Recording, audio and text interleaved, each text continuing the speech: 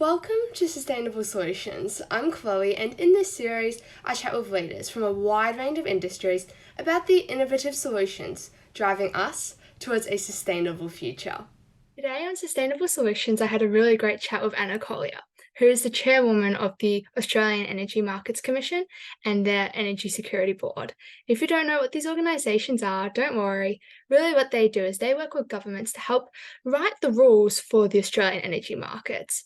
But yeah, today I had a really important chat with her, a bit focusing on the renewable strategy of Australia and how the AEMC and the ESB are working to help propel this.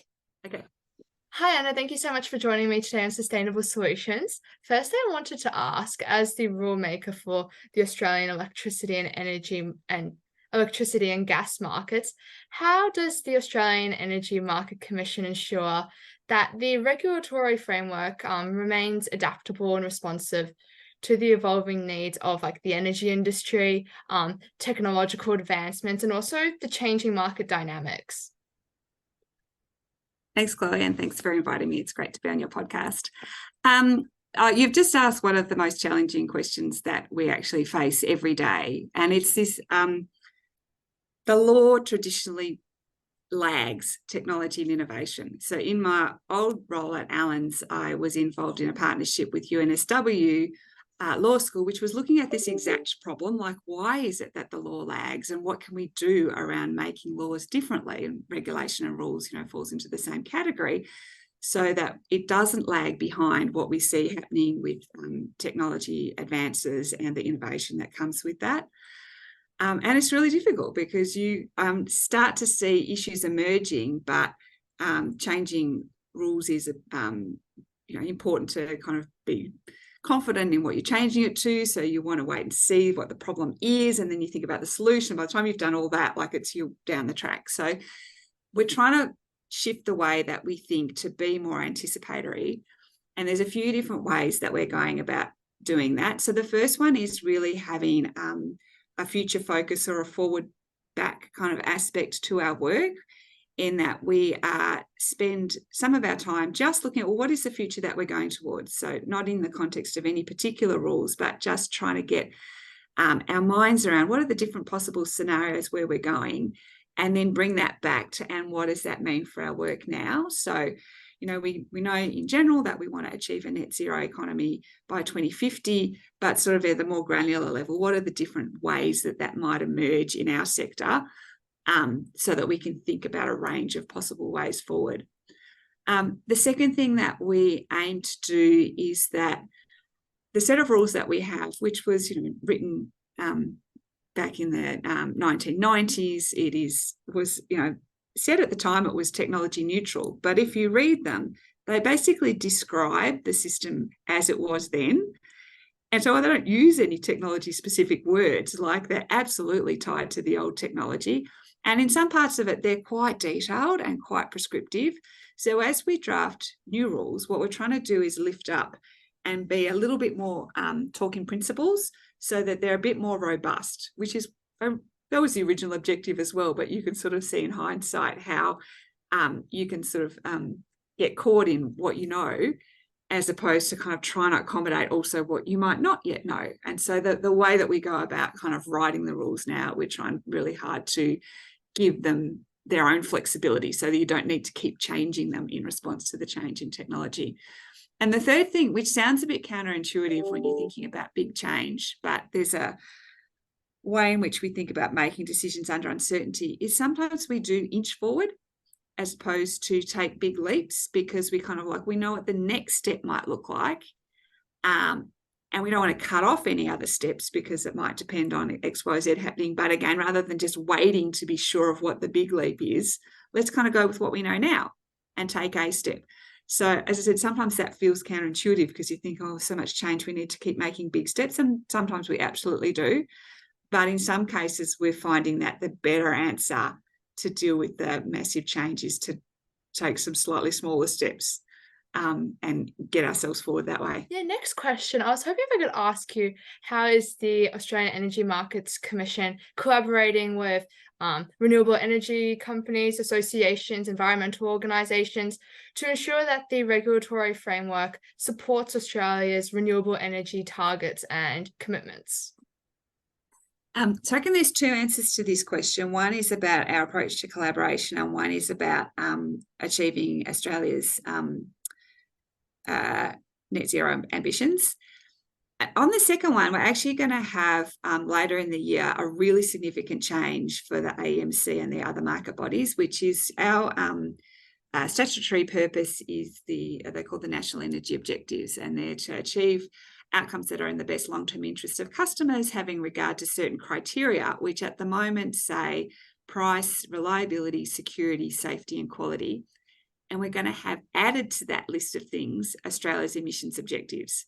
So that is a really significant shift for us to be able to really focus on emissions squarely in our decision making. So that will be a really important move, which again, we can talk a little bit more about how we go about thinking about that in the context of the other objectives. In terms of collaboration, as I've said earlier, that is like such a critical part of what we do, because we need to hear the different perspectives of the renewable energy organisations, the customer groups. They're critical because at the end of the day, that's who we're doing all of this for. And we need to make sure that we hear from customers about where their priorities sit as well, and what certain changes that we might be thinking of making, what that means for them, how they would react to it. And so we have both, as you might imagine, formal and informal processes. So through our any piece of work that the AEMC does, we have a statutory process. We will publish a consult paper, a draft decision, a final decision. In between each of those, we will have a formal round of consultation where we'll have public forums or webinars where people can come along to hear us talk about what we're thinking of doing and give us feedback. We get written submissions.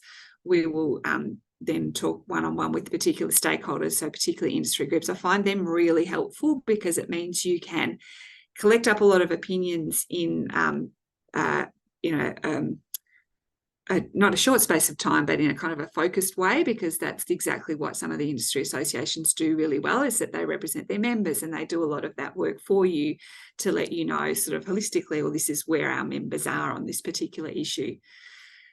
So in addition to those formal processes, we actually try just to maintain broad and strong relationships across the industry. So between my commissioners, my executive team, all the way down through our project teams and even to the junior people, I really encourage people to be talking regularly with stakeholders outside of any particular rule change or review process, because that's when you kind of learn about what is important to them, not focused on a particular issue, but more generally. And so I really feel like that approach of getting to know people, listening to them more generally, in addition to those formal processes, is a critical part of us then collaborating effectively when it comes to some of these more tricky issues where we might have different points of view that we're trying to navigate through. Yeah, no, that's really great. Thank you for sharing that. A lot of insight there. Next, I wanted to ask you, obviously, we're increasing integration of renewable energy sources. This is really important for consumers and, really important as well for the industry. My question is, how are you with the Australian Energy Markets Commission and the Energy Security Board balancing the need for grid stability and security and the imperative of actually supporting the transition to low carbon energy future? I know this is a big thing talked about in the media. Yeah, no, it's huge. And I find the media to be, they can be negative on either side. So I feel like they're either criticising because we're going too slowly with the transition, or they're criticising because we're not paying enough attention to affordability and reliability. So it's that we try a little bit just to take that for what it is.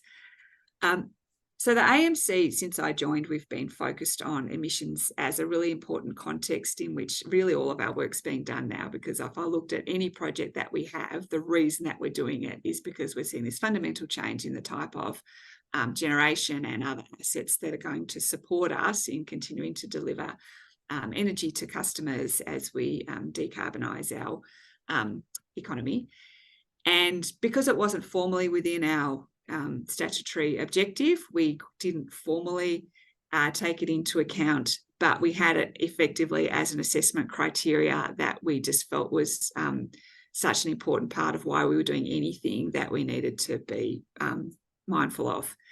So this shift that we're going to have by having it added officially into our objectives will really enable us to be much more clear about how we think about the different trade-offs between those elements. So we go reliability, price, and emissions are the kind of the three big ones, and there's the other ones that are equally important, but sort of variations of reliability. Then we'll be able to kind of actually look at things and go, well, we are trying to achieve all three of those things. And actually the way that it's being proposed to be put into the legislation is that they're equal. So we don't have one taking priority over the other. And I think that makes sense from customers' point of view. But ultimately, we're trying to make a contribution to reaching the targets that have been set by governments for emissions reduction and renewable energy. And so one of the really helpful things that we're working on, and that has been flagged in some of the consultation material that's been published in relation to this change to the legislation, is a value on emissions. And so if we have a value that we can actually use as a proxy for, like, how much do we value being able to reduce emissions, then that helps us with what does that do for reliability? What does that do for affordability? And so any particular decision that we're making on, what we want the rules to support or what we want the rules to deliver, we'll have a way of comparing those elements. So again, it's going to be a really big shift for us, but one that we're really welcoming of and really kind of looking forward to getting our teeth into some real issues where we get to take those things into account in that way. Oh, definitely. And yeah, thank you, Anna, so much for chatting with me today. A lot of great insight. Thank you so much. You're welcome, Chloe. It's been really good fun. Thanks for having me.